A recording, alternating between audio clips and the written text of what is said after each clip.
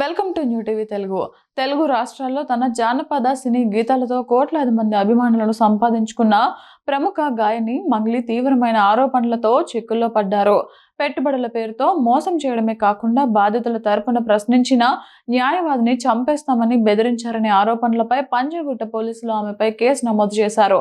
ఈ కేసులో మంగ్లీతో పాటు ఆమె సోదరుడు శివ, విరాట పర్వం ఫేమ్ డైరెక్టర్ వేణు ఉడుగుల పేర్లు కూడా ఉండడం సినీ వర్గాల్లో కలకలం రేపుతోంది.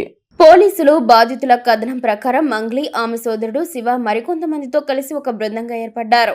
వ్యాపారాల్లో పెట్టుబడులు పెడితే అతి తక్కువ కాలంలోనే అధిక లాభాలు వస్తాయని నమ్మబలికి సుమారు 100 మంది నుంచి పెద్ద మొత్తంలో డబ్బులు వసూలు చేసినట్లు తెలుస్తోంది.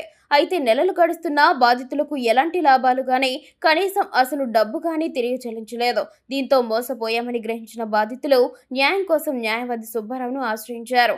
బాధితుల తరపున రంగంలోకి దిగిన న్యాయవాది సుబ్బారావు చెల్లించాల్సిన డబ్బుల గురించి మంగ్లీ బృందాన్ని నిలదీశారు.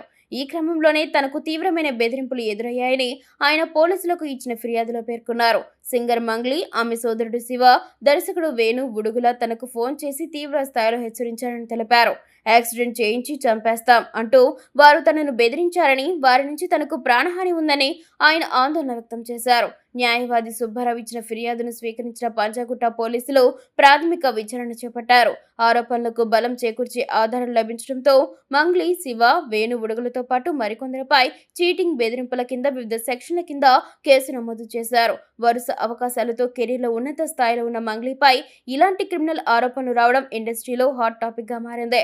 ఈ కేసులో పూర్తి స్థాయి విచారణ జరిపి వాస్తవాలను వెలికి తీస్తామని పోలీసులు వెల్లడించారు.